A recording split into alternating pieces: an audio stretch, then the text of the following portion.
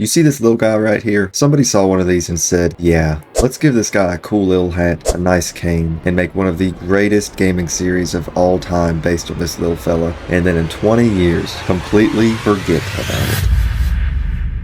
If you haven't caught on yet, I am talking about the game series Sly Cooper, one of the greatest gaming series to ever exist, in my humble opinion, of course. My childhood literally revolved around this game. I loved this game. I still love this game. I'll never not love this game series. But unfortunately, Sony freaking hates me and everybody else who is a fan of this game series because they refuse to acknowledge one of their earliest gaming successes, which is Sly Cooper. So today, we're going to take a look into Sony's forgotten but very loved series, Sly Cooper.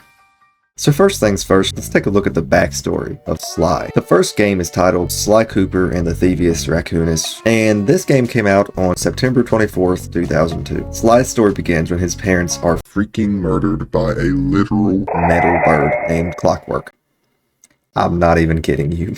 So, Sly comes from a long line of master thieves known as the Cooper family. Sly's parents were murdered by a group called the Fiendish Five, their leader being the aforementioned metal bird. I'm not kidding you, it's a literal metal bird. This family is beefing with a metal bird. Upon killing Sly's dad, whose name is Connor Cooper, by the way, which I never freaking knew. I have no idea how I never knew that. The gang steals the Cooper family book, the Thievius Raccoonus, which is filled with special info to becoming an absolutely goated thief. Anyway, so Sly gets sent to an orphanage where he meets his best friends, Bentley, who's a very smart but physically weak turtle, and Murray, who's a very dumb but physically strong hippopotamus.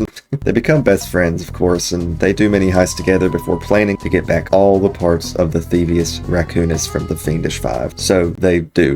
They literally John Wick the Fiendish Five. They freaking track down every single one of them and assault them brutally to get back the pages. But now, after tracking down all the Fiendish Five, it's time for the final member, which is the metal bird Clockwork, who, just let it be known, this guy's backstory is that he hated the Cooper family so much that he literally replaced his whole entire body with like special metal so that he could live forever, so that he can torment this family in every generation. That is some legit hatred right there, bro. But anyways, Sly ends up drowning Clockwork in literal lava, an absolutely brutal death, but Clockwork was shown to be apparently not dead at the end of the game. So one common theme you're going to see in these games is Sly's love for his family's history, which I really think is cool, honestly. I love seeing the lineage of the Coopers, and of course the importance of Sly's weapon, his cane. It's literally just called a cane. I don't know. But anyways, that cane has been in the Cooper family lineage every generation in some way or another. It looks different in every generation, but the shape is still there. So now we get to the second game. The second game introduces us to a new gang called the Claw Gang. Their whole goal and motive is stealing Clockwork's mangled, dismembered body and using his body parts for their own gain, which is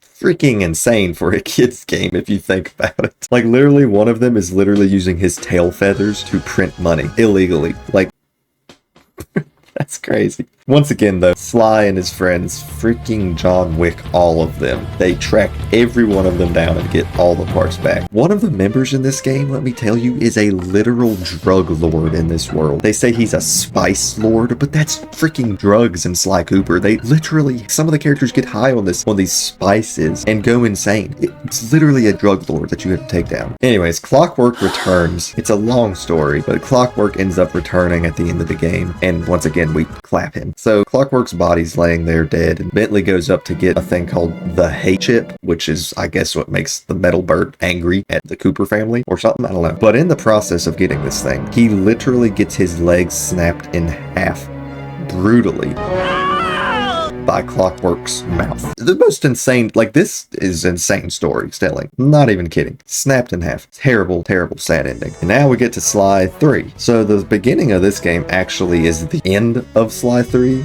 and you kind of like take a look into Sly's memory at the beginning of the game, which then is the third game. Does that make sense? I don't know if that makes sense. Let me just explain what happens in the third game. So Sly gets in jail at some point, and he hears about his family's lineage's vault. They have a special vault on an island that keeps all their stuff and history. The Cooper Vault is what it is called, and he builds a gang throughout the game to break into this Cooper Vault. He finally gets to where he needs to go to break into the vault, the island, but upon arriving to the island, he sees that it has been taken over by an evil monkey whose name I unfortunately cannot remember. He's just an evil monkey though. The evil monkey is trying to break into the Cooper family vault, but he doesn't have the cane. Remember I said that cane is important to unlock the family vault. We get to the part where the game first opened up. Like I said, it goes through Sly's memories up until that part, and then you go on. And we eventually make it into the vault. We see all the Cooper family history, and there's a bunch of gold, and it's really actually a cool scene. I love this part of the game. We beat up the evil monkey, and he dies.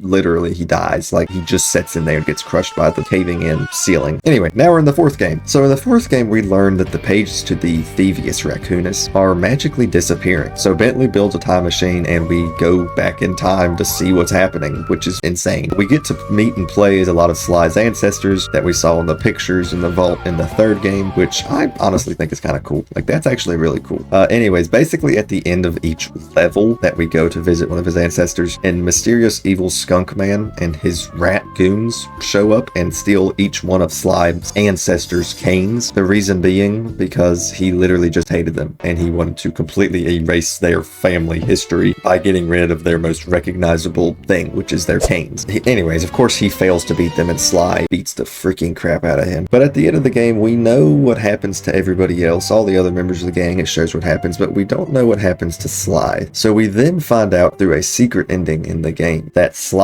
has ended up in ancient Egypt somehow, and that's the cliffhanger we have been left on for over 12 years now. But the hope is not dead. A year after the release of Sly 4, we got a movie trailer for a CGI animated Sly Cooper movie. How flipping exciting. It got canceled.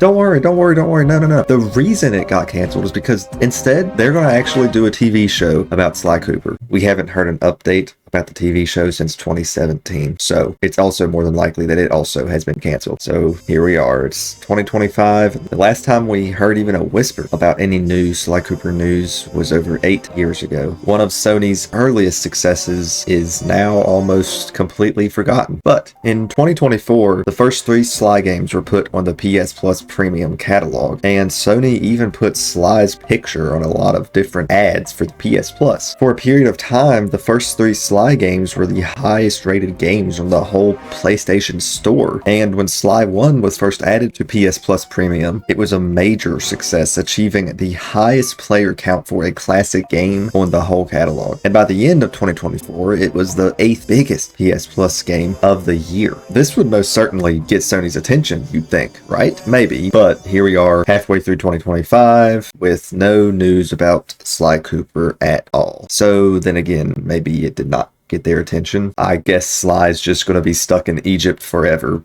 We'll never get an answer. So maybe it's time to accept that Sly Cooper may never come back. Sony has most definitely heard our requests, definitely, but it appears it doesn't really matter to them. Even though we may never see a reboot or a TV show or a movie or just a new game at all, at least we can be happy for the games that we do have. The games that shaped our childhoods. The games that we look forward to playing after a long day at school. The games that taught us to not let others define who we are. The games that showed us what true friends look like.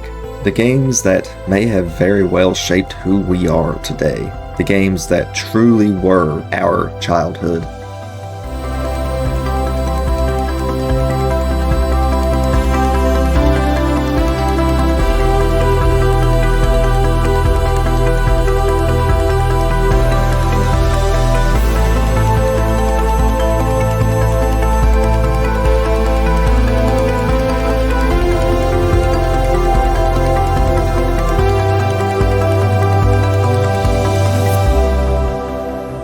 I hope you enjoyed the video, ladies and gentlemen. I love you, Jesus loves you, and I'll see you in the next one.